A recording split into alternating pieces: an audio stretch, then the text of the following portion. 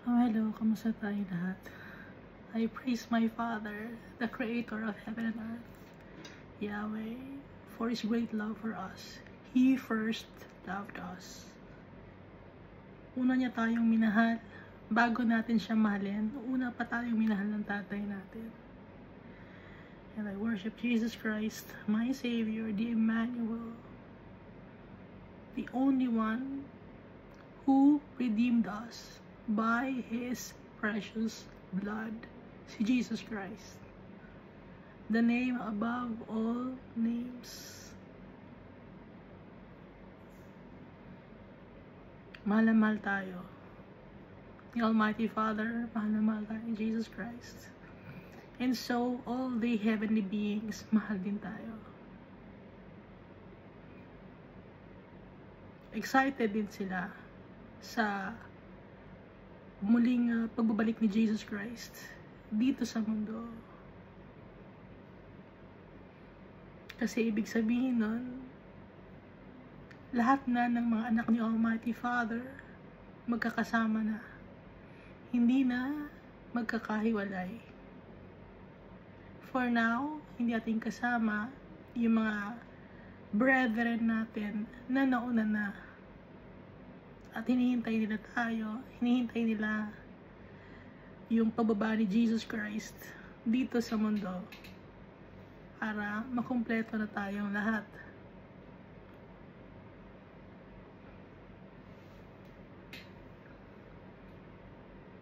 Death has no sting anymore. We should not be afraid. Ang nagbibigay sa atin ng lakas ng loob, si Almighty Father, si Jesus Christ. Napagtagumpayan ni Jesus ang mundo na to. Ulit-ulitin kong sabihin, napagtagumpayan ni Jesus Christ ang mundo na to. Sabi niya, at naniniwala ako dahil nandito sa Bible, napagtagumpayan ni Jesus Christ ang lahat. At nang dahil doon, tayo ay meron ng future and hope because of Jesus Christ. He introduced us to our Father. Before, hindi natin kilala si Almighty Father. Pero ngayon, kilala na natin because of Jesus Christ.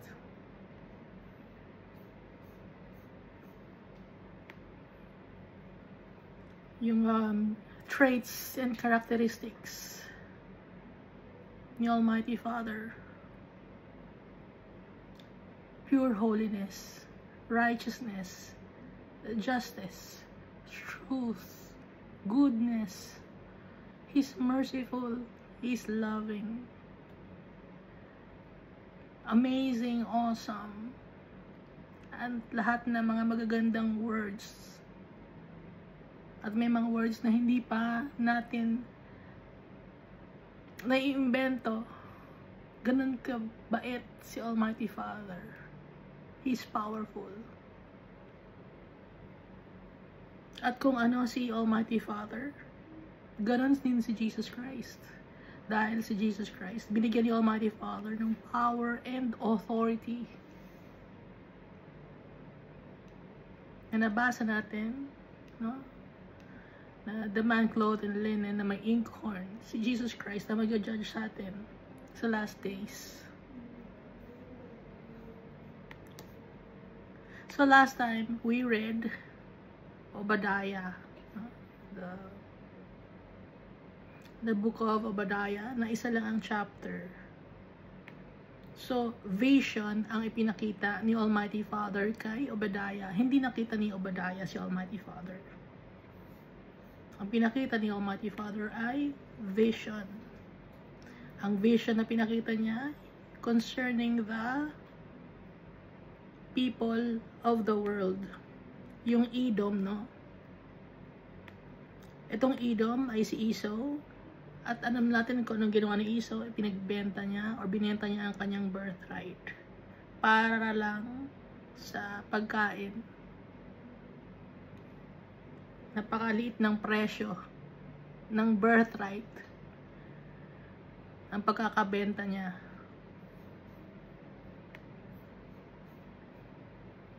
At dahil doon, galit si Almighty Father kay Esau. Dahil napaka-prideful ng puso. Hindi niya binigyan ng pagpapahalaga yung kanyang birthright.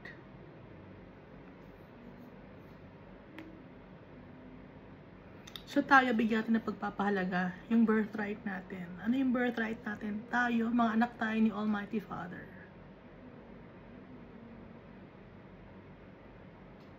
Malaki ang presyo natin. Hindi lang isang bowl ng stew na gaya ng ginawa ni Esau. The blood of Jesus is precious, priceless. Ano pa ang ginawa ni Esau or ng ugaling Esau or Edom? Mapagmataas. Ayaw bumaba sa kanyang high horse. Very arrogant. Dahil akala niya nasa sa kanya na lahat ng mga bagay. Akala niya hindi siya mananakawan. Pero nung sabi ni Almighty Father, nanakawan siya. Mawawala lahat ng nasa kanya. Lahat ng mga itinago niya, tatanggalin. Lahat ng mga naipon niya, tatanggalin yon. At may mga tao na magbe-betray sa kanya. Gaya ng ginawa niya na pagbe-betray sa kapwa-tao niya. Hindi niya minahal ang kapwa-tao niya. At ang mangyayari, ganun din ang gagawin sa kanya. Hindi rin siya mamahalin ng kapwa-tao niya.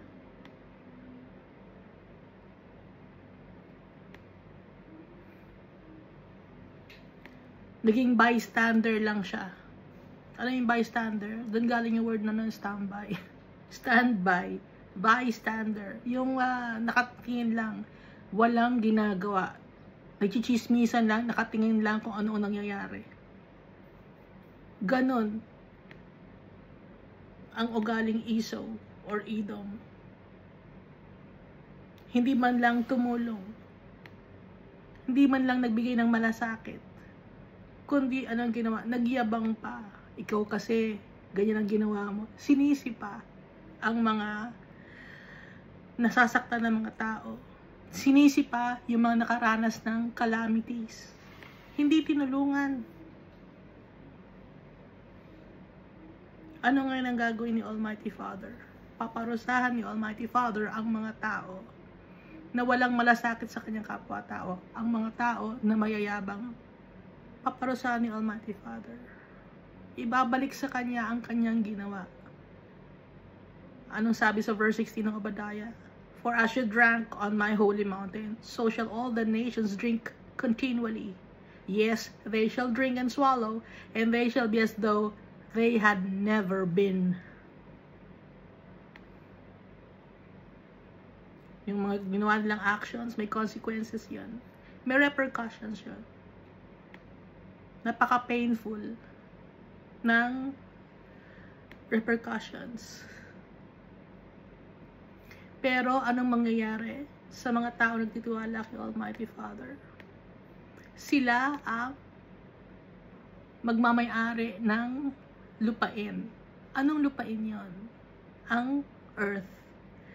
Tatanggalin ang mga wicked people dito sa mundo. Saan magpupunta ngayon ang mga wicked people?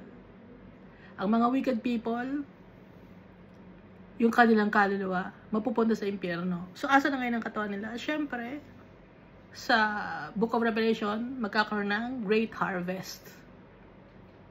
At sa Great Harvest na yon, yung kaluluwa ng mga wicked people, mapupunta sa eternal damnation. At yung mga kaluluwa naman, or souls ng mga followers of the Almighty Father, mapupunta sa barn, or sa lugar ni Almighty Father in heaven.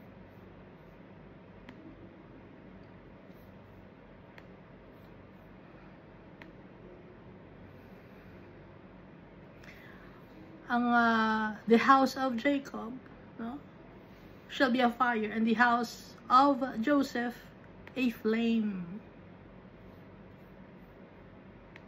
Magiging malinis, purified. But the house of Esau, or yung mga tao na stubborn, and prideful, arrogant, boastful, disobedient, ano mangyayari sa kanila? Wala sila magiging bahay. But the house of Esau shall be stubble. Walang bahay. Saan ngayon sila mapupunta? Sa impyerno. No survivor shall remain of the house of Esau. Walang matitira, walang mabubuhay. Dahil pag sa impyerno, walang taong buhay doon. Lahat ng mga tao sa impyerno, kahit may soul sila, buhay ang soul nila, they are considered as dead already because they have no hope in a future anymore. Kaya nga, di ba, the south shall possess the mountains of Esau, mga arrogant people. Yung impyerno ngayon, ang mananakop sa kanila. Magiging pagmamay-ari sila ng impyerno, ng south or ng lowland, shall possess Philistia. Yung mga tao na unknowledgeable or uninformed. Pero yung mga tao na gumagawa ng righteousness, sumusunod kay Almighty Father, na kahit nagkasala, humingi ng kapatawaran kay Almighty Father, they will be fruitful. They will possess the land. They will be a heap of testimony of the goodness of the Almighty Father.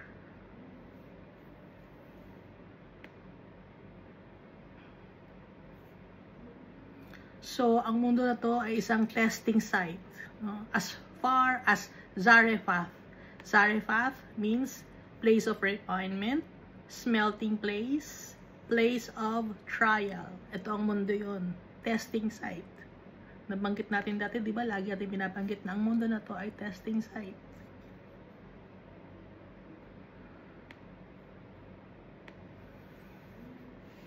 The captives of Jerusalem who are in Sepharad shall possess the cities of the south. Saan yung south? Impyerno.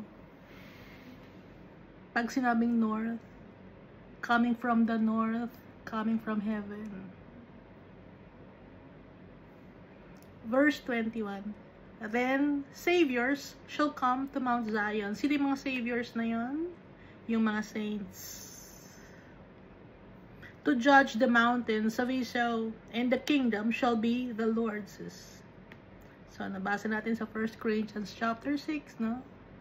Do you know that the saints will judge the world? And if the world will be judged by you, are you unworthy to judge the smallest matters? Do you not know that we shall judge angels? How much more things that pertain to this life?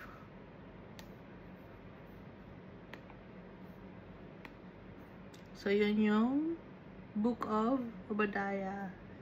It's a prophetic book. Ngayon, mabasahin naman natin book of Hosea. Si Hosea, isa siyang prophet. Nabuhay si Hosea bago pa si... Ano ba to? Saan na ba si Hosea?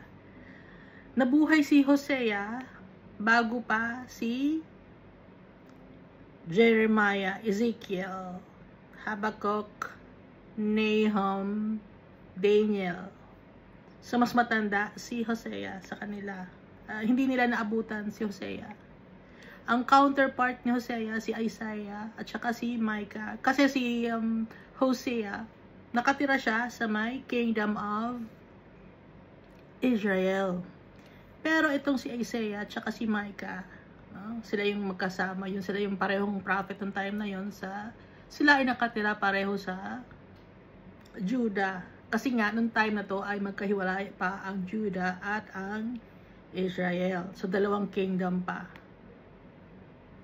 Kaya si Hosea, nakatira siya sa parte ng Kingdom of Israel.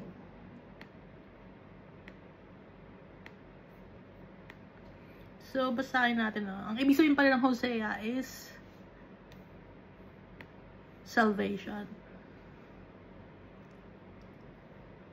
So, Hosea chapter 1. The word of the Lord that came to Hosea, the son of Beeri, in the days of Uzziah, Jotham, Ahaz, and Hezekiah, kings of Judah. So, nung time na to, si Hosea, ang mga kings na napagdaanan ni Hosea bilang isang prophet ay yung si King Hosea, King Jotham, King Ahaz, King Hezekiah, mga kings ng Judah. Yun ang kanyang naabutan. Pero sa bandang kings of Israel naman, kay Jeroboam naman siya, the son of Joash, king of Israel.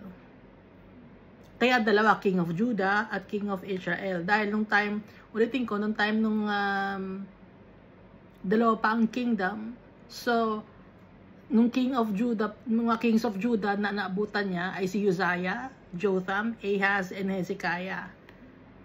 Na ang counterpart naman sa Kingdom of Israel ay si King Jeroboam. Maintindihan natin.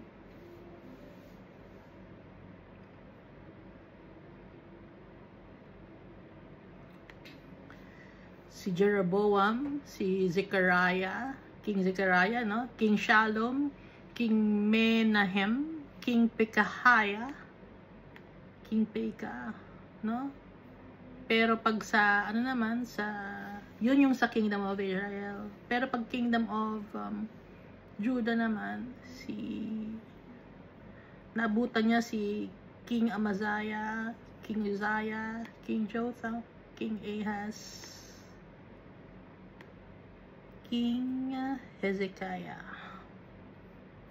No, nakatingin kasi ako sa ano yung guidelines, no? Ilagay ko ulit kaya yung ano dyan link.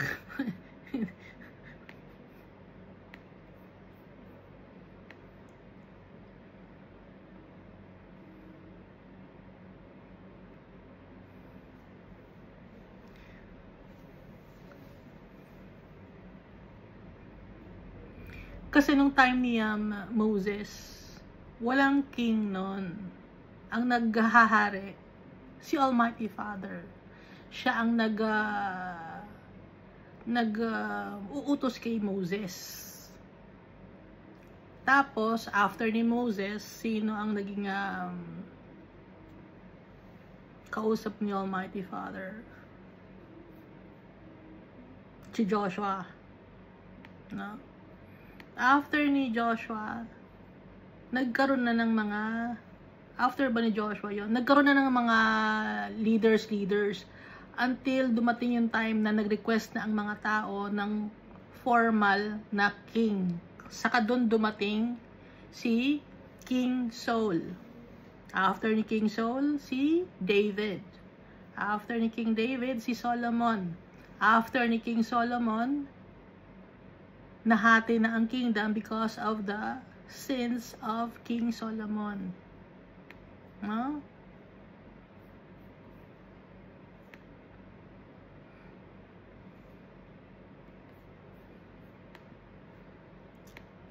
Kaya yun ay kinakatakot ng time ni Ezra at saka ni Nehemiah na nabasa natin sa Book of Ezra and Book of Nehemiah.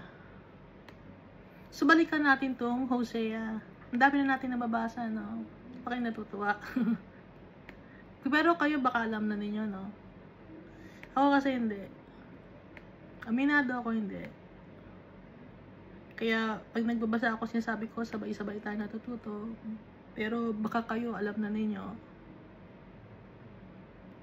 Thank you, Almighty Father, alam na ninyo. At ngayon, ngayon ko lang nalalaman. Kasi dati hindi naman kinukwento sa amin.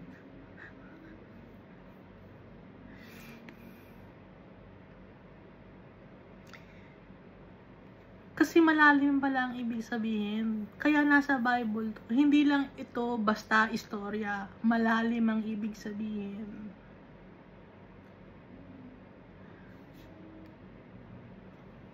At hindi lang ito nakafocus yung pangyayari nito noon sa Old Testament nung times na wala pa si Jesus, kundi applicable din ito yung mga natututunan natin dito sa Old Testament up to now.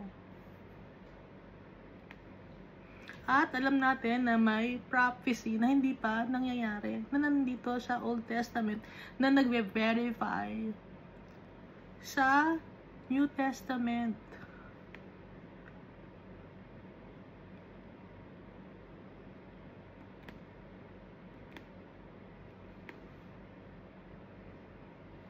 So dito tayo sa verse 2, no? When the Lord began to speak by Hosea, the Lord said to Hosea, "Go take yourself a wife of harlotry and children of harlotry, for the land has committed great harlotry by departing from the Lord." Yun ang utos ni Almighty Father kay Hosea. Anong utos niya? Kumuha ng isang asawa na babae, na isang harlot. Alam niyo naman yung ibig sabihin ng harlot, no? Yung harlotry, kumuha ka ng isang babae na nagbebenta ng katawan kapalit ng pera. Malaking ano, no? Yung ipinagutos ni Almighty Father kay Hosea.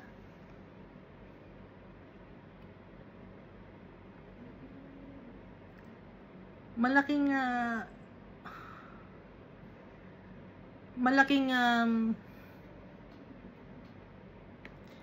ano bang tawag dito? na hindi ka makakapaniwala na papayag si Almighty Father na ang isang prophet maging asawa niya or maging kakaisa niya ang isang babae. Kasi nung time na yon, pag harlotry, maraming syempre, up to now, di ba, pag harlotry, maraming nakakatabi na iba-ibang mga tao. So, malaking responsibilidad to, at sinunod naman ni Hosea. Napaka-obedient ni Hosea. Napaka-obedient ng mga anak ni Almighty Father. Nakikita ba ninyo dito sa Bible? Hindi naman gusto ni Hosea kumuha siya ng babae na nagbebenta ng katawan. Pero si Almighty Father, ipinagutos siya na kumuha siya ng asawa na nagbebenta ng katawan.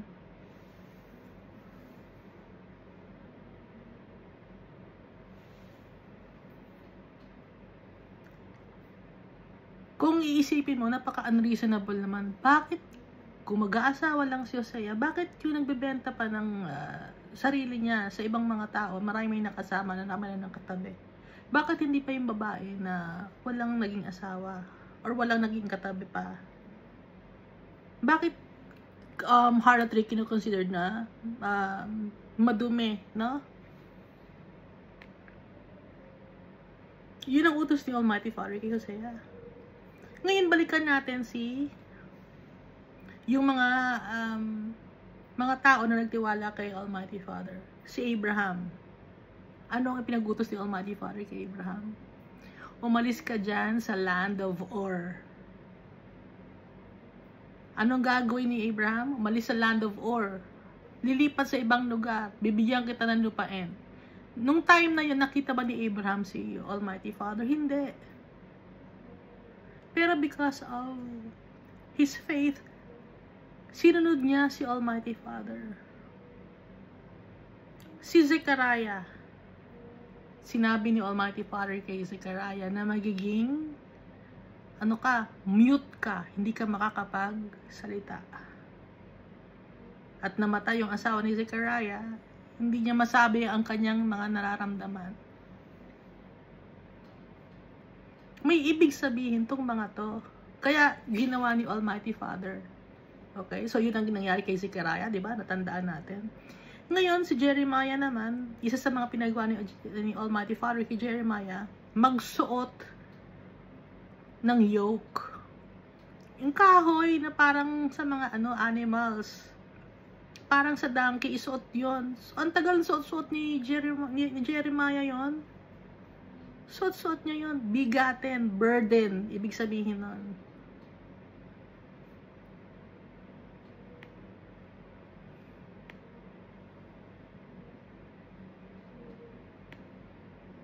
Tapos ito yung si Nehemiah, isang cupbearer, ang layo-layo niya, punta pa siya ng Jerusalem. Si Ezra, ang layo-layo niya,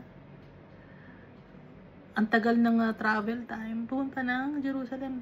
Yung utos ni Almighty Father, no, sinusunod ng mga tao, nagtitiwala sila kay Almighty Father. Tayo ba, ganun ba tayo kung magtiwala kay Almighty Father? Ibibigay ba natin ang lahat natin ng tiwala natin kay Almighty Father? Gaya ng mga tao na yun. Isang example to, mga example sila. Kaya nandito sa Bible, example para sa atin. Hindi nila nakita si Almighty Father. Anong nakita nila? Vision. Dreams. Parang si Samuel. Sino nakakita kay Almighty Father? Si Moses.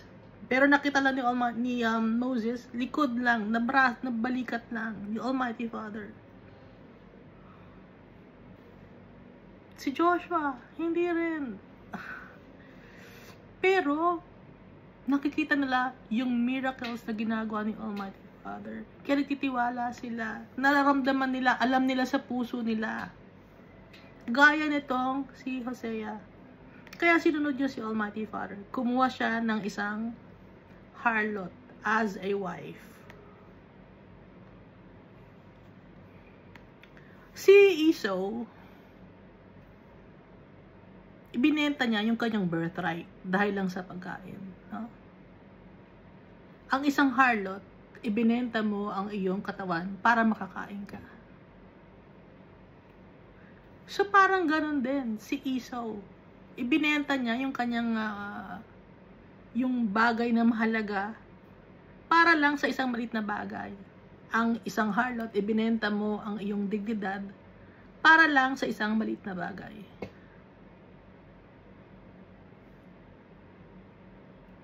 May mga tao ngayon na para lang sa isang maliit na bagay, ibibenta mo ang iyong integrity, dignity, i-deny mo si Almighty Father, i-deny mo si Jesus dahil nahihiya ka para lang hangaan ka ng tao, para hindi ka lang ma-reject ng mga tao, para hindi ka lang i-cancel ng mga tao. Napakalit na bagay yung hinihingi ng tao. So it's also harlotry. So ituloy natin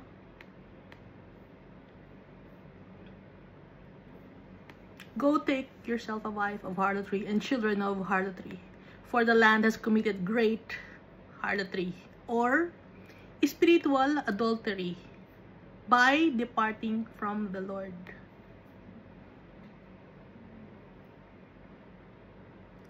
Nakipag-isa si Hosea, dahil asawa, nakipag-isa siya sa kasalanan. Kasalanan, sinisimbolize ng kanyang asawa na isang harlot.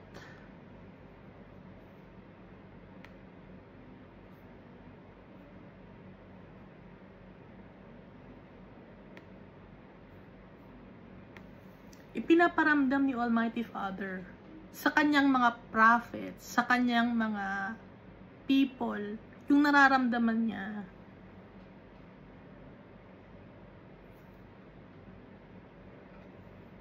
Gaya ritong kay Abraham, hindi alam ni Abraham na ibibigay ni Almighty Father yung kanyang kaisa-isang anak para patayin ng mga tao dito sa lupa. Inutos ni Almighty Father kay Abraham na patayin niya yung kanyang anak, diba? Pero hindi niya pinatuloy yon, kundi nagbigay siya ng ibang animal para i-sacrifice, para maging burnt offering para kay Almighty Father. Binigyan ni Almighty Father si Abraham. Pero si Almighty Father, itinuloy niya na ibinigay niya ang kanyang kaisa-isang anak, patayin ng mga tao. Ngayon, itong si Zechariah, hindi siya makapagsalita, no? So, si Almighty Father, kinikimkim din niya yung nasa sa isip niya at sa puso niya. Si Almighty Father, kasi itong si Zechariah, hindi niya ma-express yung sarili niya sa mga tao. Si Almighty Father, kahit gusto niyang i-express ang sarili niya sa mga tao, hindi siya maintindihan ng mga tao. Si Jeremiah, buhat-buhat niya ang yoke. Si Almighty Father, lagi tayo iniisip ni Almighty Father. Burden tayo ni Almighty Father. Lagi niya tayo iniisip, yung mga anak ko, yung mga anak ko.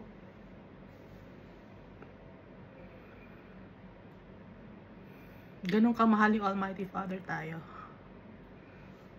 Gaya nitong si Hosea. Inalaw ni Almighty Father, kumuha ka ng isang asawa na harlot. So si Almighty Father, malinis siya. Pero tatanggapin niya tayo. Tayo, nagsisimbolo sa atin, harlot. Dahil tayo ay makasalanan. Dahil napalayo tayo sa tatay natin. Dito tuloy natin sa Hosea chapter 3. So he went and took Gomer, the daughter of Diblaim, and she conceived and bore him a son. So ang nakuhang asawa ni Hosea ay si Gomer. Gomer means to complete or completion. At nanganak si Gomer ng isang lalaki, batang baby, no? Then the Lord said to him, inutusan siya ni Almighty Father, call his name Jezreel, for in a little while I will avenge the bloodshed of Jezreel on the house of Jehu, and bring an end to the kingdom of the house of Israel. I will avenge the bloodshed of Jezreel. Kaya Jezreel ang ipapangalan sa anak ni Hosea, utos ni Almighty Father. Ano ibig sabihin ng Jezreel? God shows, or may God give seed. Bibigyan, ang gagawin ni Almighty Father sa kingdom ng house of Israel, or sa mga tao na nag-struggle against kay God, i-end niya yun. Tatapusin ni Almighty Father yun. Verse 5, it shall come to pass in that day that I will break the bow of Israel in the valley of Jezreel. At darating ang panahon, sabi ni Almighty Father, it shall come to pass in that day, sa oras na yun or sa araw na yun, that I will break the bow of Israel in the valley of Jezreel. Anong ibig sabihin nito? Tatanggalin ni Almighty Father ng blessings ang mga tao na nag-struggle against kay God. Hindi magiging fruitful. Pag si Almighty Father wala sa buhay natin, kahit marami ka pang pera o kayamanan, you are not satisfied. Yun ang ibig sabihin dito ng fruitful or fertile land. Hindi ka satisfied, hindi ka masaya, malungkot ka. Kasi ang akala ng tao, pag sinabing blessings, puro pera, puro mga material things. Hindi. Ang blessings, meron kang peace, joy, and love from the Almighty Father na nag-overflow sa'yo, contentment, satisfaction from the God Most High. Kasi ang tao, mababa lang ang tingin, napakababaw natin. Hindi natin nakikita yung si Almighty Father. Ang nakikita lang kasi natin yung mga bagay dito sa mundo na to. Verse 6, and she conceived again and bore a daughter. Nanganak ulit si Gomer. Nabuntis siya at nanganak ulit siya. Nag-anak siya ng anak na babae. Then God said to him, call her name Lo-Ruhamah. Ang itawag mo sa anak mo na babae, Lo-Ruhamah, which means no mercy. For I will no longer have mercy on the house of Israel, but I will utterly take them away. Hindi na ako magkakaroon ng awa sa mga tao na nakikipaglaban kay Almighty Father or the house of Israel. No mercy for those who fight with God or against God. Paparusahan ni Almighty Father nang sa ganon matuto yung mga tao, but I will utterly take them away. Para matuto yung mga tao, paparusahan ni Almighty Father. Hindi siya magkakaroon ng alinlangan na parusahan ng mga tao nang sa ganon, pag naparusahan yung mga tao, matututo sila sa kanilang mga kamalian at nang sa ganon, babalik sila kay Almighty Father at hihingi sila ng kapatawaran kay Almighty Father. Naintindihan natin? Sino kausap ko? Verse 7. Yet, I will have mercy on the house of Judah.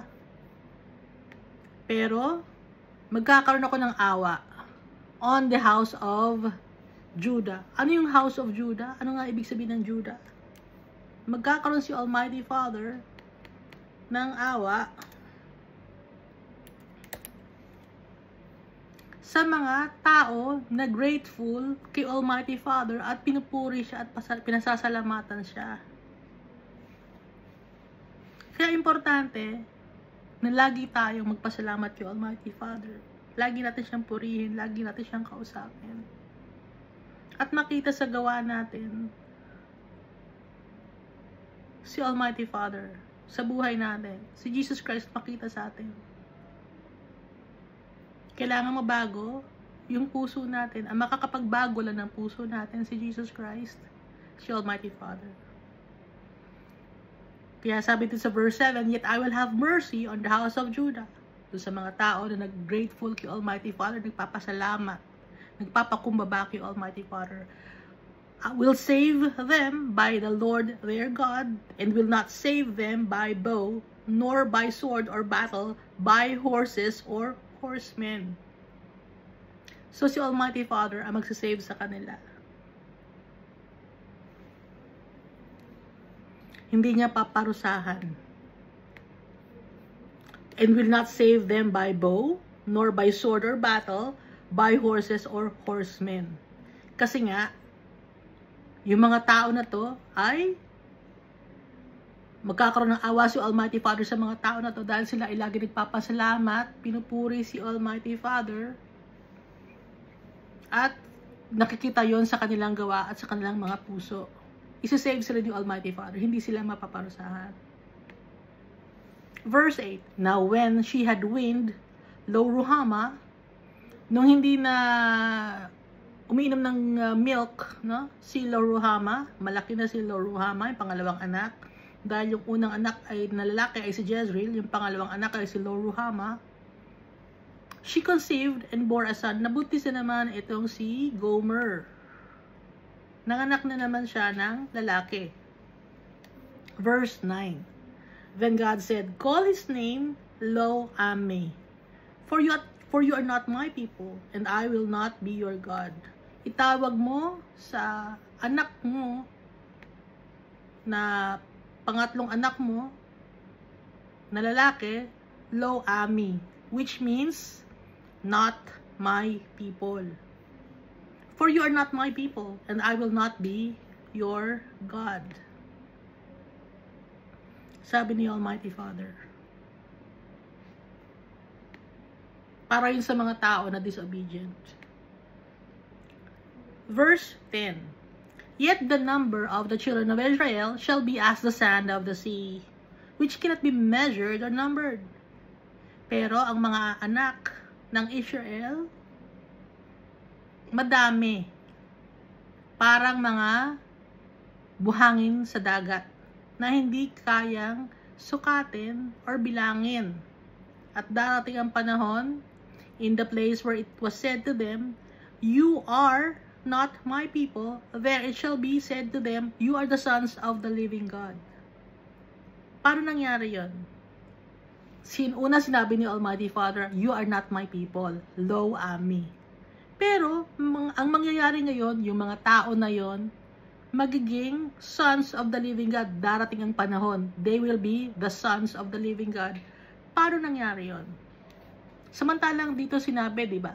Sa verse 10, yet the number of the children of Israel shall be as the sand of the sea, which cannot be measured or numbered. And it shall come to pass in the place where it was said to them, you are not my people, or lo am me.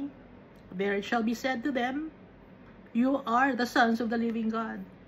Sa mundo na yon, or sa mundo natin ngayon, sasabihin hindi ka anak ni Almighty Father. Pero darating ang oras or panahon, dito rin sa lugar na to,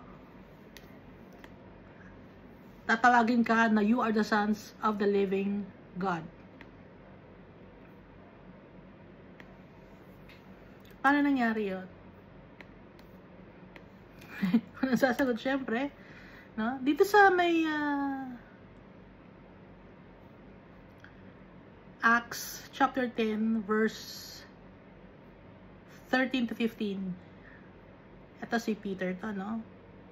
And a voice came to him, rise Peter, kill and eat.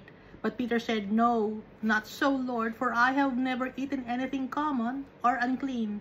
And a voice spoke to him again the second time, what God has cleansed, you must not call common.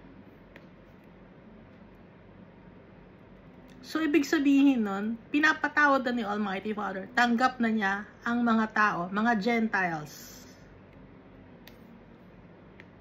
Okay? Gentiles. Kasi, pag sinabing Judah, mga Jew yun. Pag sinabing Israel, kasama rin kasi sa Israel yung mga Samaritan, Samaria. Kasama rin ang mga Gentiles.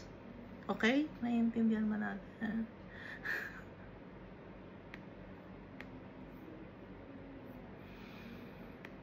Kaya tayo, kasama tayo sa mga Gentiles. Tanggap na tayo ni Almighty Father dahil sa pagdating ni Jesus Christ. Naiintindihan natin?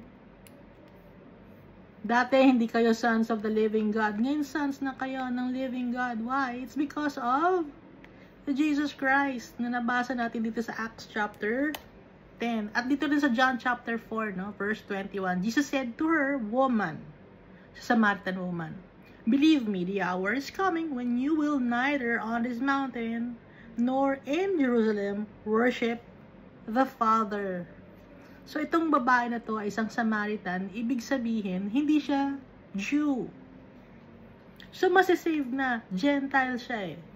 No? So, masisave na tayo dahil kay Jesus Christ. We now have a future and a hope because of Jesus Christ. Verse 11. Then, the children of Judah and the children of Israel shall be gathered together. Magiging isa na yung mga Jews and Gentiles.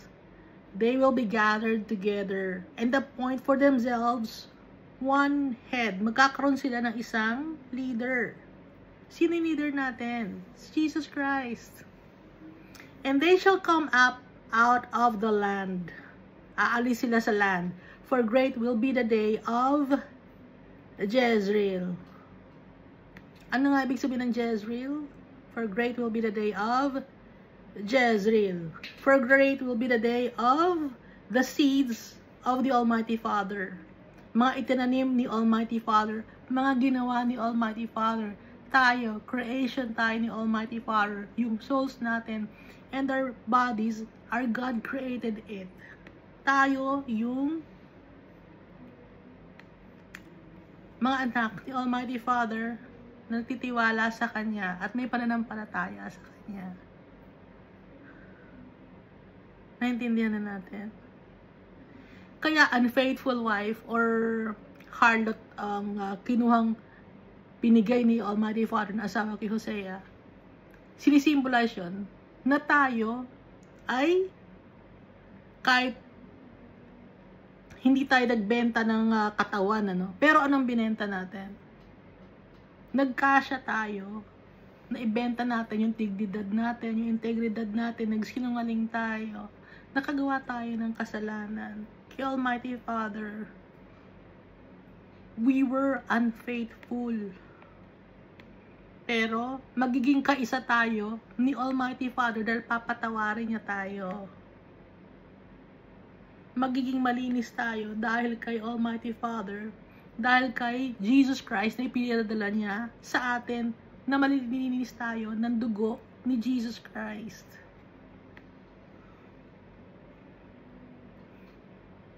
Ang lalim ng ibig sabihin, di ba? Kaya hindi lang pag magbabasa tayo ng Bible, ito lang yon. Hindi. Merong ibig sabihin si Almighty Father. Dahil yung isip ni Almighty Father, napakalawak, full of wisdom and knowledge. Hindi kaya ng mundo na to na maintindihan yung kung paano yung mind ni Almighty Father. So, bakit natin naiintindihan? Because of the Almighty Father, His Holy Spirit is with us. Pag sinabi kong wala sa atin ng Holy Spirit, nagsisinungaling ako. Kaya sinasabi ko, nasa sa atin ng Holy Spirit dahil hindi natin maiintindihan ang mga salita ng Almighty Father kung wala ang Holy Spirit sa atin. Kung wala si Almighty Father sa atin na gumagabay sa atin, hindi natin maiintindihan ang kanyang mga salita. Kaya nagpapasalamat ako kay Almighty Father.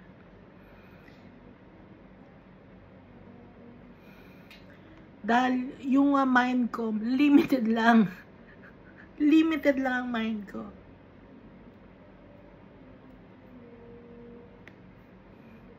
Pero si Almighty Father, full of wisdom and knowledge. Kaya walang makakatalo kay Almighty Father. Akala natin, naintindihan na natin si Almighty Father. Pero hindi. Akala ng iba, matatalo nila si Almighty Father. Pero hindi. Maraming power si Almighty Father. Siya ang nag-create ng mundo. So, bakit mo kakalabanin si Almighty Father? Bakit hindi mo hinihingi ang advice ni Almighty Father? Sa tingin mo, mas matalino ka kaysa kay Almighty Father? Dahil sa iyong arrogance, anong magagawin sa'yo? Itatapon ka ni Almighty Father sa lake of fire. Kaya magpapakumbaba tayo sa tatay natin. Thank you, and God loves us all so much.